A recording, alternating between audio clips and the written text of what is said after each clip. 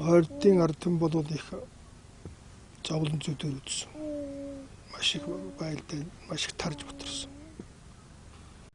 Энэ ч бол хятадыг эзлээд авахд өөр Монгол улууд манжаа хийдэг дотор байсан. Өөр Монголыг бол 1636 онд өөрийн болгож авсан баг манжууд. Дараа нь Төв Монголыг өгтөр 1691 онд өөрийн болгож авсан. За тэрнээс хойш 70 жил бол ойрдууд бол галдан бошхот тэргүүтээ ойрдын хаад манжид 70 жил байлдсан байна. Тэгээд 1755 онд болгож авсан.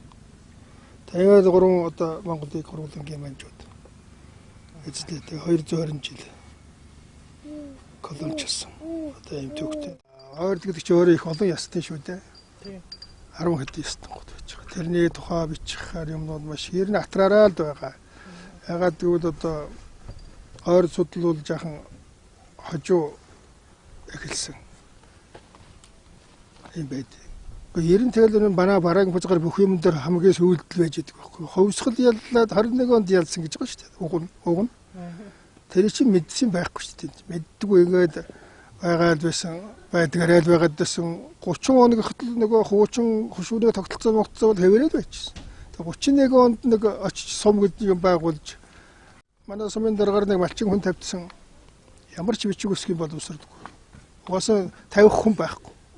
Гаднаас хүн очихгүй. Тэгээ 5 жил 5 малчин тавиад хийсэн байхгүй дээ. Чи хийгээд ингээд жилдэл нэг хүн тавьдаг. 31 32 онд чинь манай баруунтлын сумууд бүгд хятад руу дөрвөөр явцсан бас. Ойн урд нэг хөвсгөл гарч гинэ Монголд. Тэндээс одоо ирж л одоо жинхэнэ бүгдийг одоо цааш нь харуулах юм гинэ. Хүүгийн бас болох юм гинэ л гэж. 31 онд шүү дээ 21 онд хөвсгөл ялчгаад байх. 31 онд дөнгөж сонсож байгаа юм.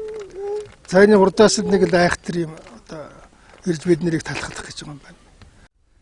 Тэгээ манай сум булган сум 2 шинжэн дөнөөгөө гаргацсан. Бүх мал ахуйгаа ямаг туугаад.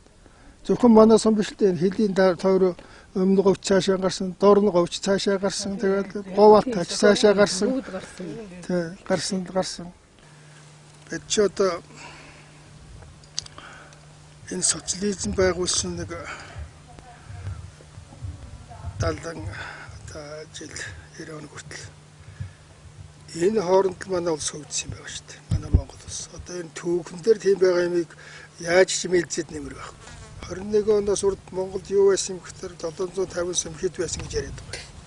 За тэр бол Монгол орныг устгах гэж манж хятадаас төвдөр дамжуулж оруулж исэн хөрөнгө оруулалт. Гэтэл энэ социализмын үед л одоо нэг ийм 350 сумтай 18 хоттой Улаанбаатарын нисгэгээрээс салаад хот шиг болоод ингэсэн юм чинь одоо ингээд энэ социализмд энэ улсуудыг залгичдаа буруу тийш хөгжүүлчлээ гэж одоо маш хараад зүгч байгаад би жаахан сэтгэл дундуур байдаг байхгүй юу. Тэгээ манай баруун хязгаарч гэсэн ялгаа би эсгэгээрт хичээлж ирсэн гэдэгээс нэг ч аймгийн төв байгааг Улжаастай хавд хоёрыг стооц. Тэр хоёр нь дотор манжин энэ цэргийн хороо байсан. Тэрний төлөө байгуулсан баруун Монголыг одоо хөчгөргөхийн тулд манжаас байгуулсан хоёр хот нь тэр. За өөр аймгийн төв гэж юм байхгүй бүгдийг шинээр байгуулсан. Юмнууд энэ 30 хэдэн онд 40 хэдэн оноос бас социализм бол биднэрт их юм өгсөн буруу юм байдаж гэсэн маш их юмыг үлдээсэн юм байгаа юм. Манай одоо энэ монголчин төрт ёсны 800 жилийг одоо ардаа хийцэн замд нь 220 жилийн бол яг хөө төргөө явж ирсэн. Стооц бол 800 жил. За 800 жилийн социализм байсан 70 жилд л хүнд харагдах, гарт баригдах, нүдэнд үзэгдэх юмтай болсон. Ийм л нэг орон байгаа юм.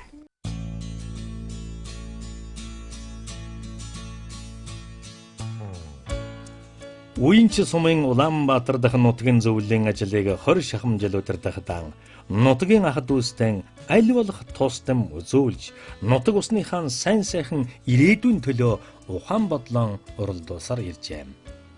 Банд шиг нутаг усныхаа төөх судар газар усны нэрийг сайн мэддэг, хүмүүсийн удам угсаагаар нь таньдаг, нутгийн иргэдийг зангидаж хөдөлгөж чаддаг нутаг амьтай хүнийг олоход амаргүй гэж нэг голлынх нь үнэлдэг юм. Ховд хотод босгосон галдан бошигт хааны хүрэл хөшөөг бүтээхэд жинтэй хөнөмөр оруулсан байгууллага хүмүүсийн нэрсийг энэхүү самбарт даргалан үлдээжээ. Энэ нь бандийн төрсөн нутаг усныхаа төлөө байнга санаа тавьж явдгийн нэгэн илрэл. Өвгдээдс маань ан авах хийж байсан. Манай нагацах чошхон гэж улсын анчин хүн байсан. За ер нь амьдралд 800 гаруй чон агнсан гэсэн ийм тооцоотой байдгийг. За тийм олон тооны чоныг машин моцикэд янз бүрийн юм одоо ашиглахгүйгээр ерөөсөө л одоо Монгол анчныхаа аргаар алтаа ууланда моройроо яваал энэ чон энд нэг мал харлуу дайрсан байвал түрүү өдөр ч юм уу хэд хоногийн урд ч юм уу өнөөдөр хаана байна гэдгийг ирээс андхаа байцсан тийм их баримжаатай өөрөөр хэлбэл тийм онолтой болсон тийм хүн байсан л дээ. Арга их сайтай. Маш гүйдэл дунд нь бол үнэхээр сайн бод. Шагаана гэж байдаг бууг. Ерөөсөө л одоо ингээд араас нь нуруулдаал тавиал буудахтал тэгэл онголдоод л байна.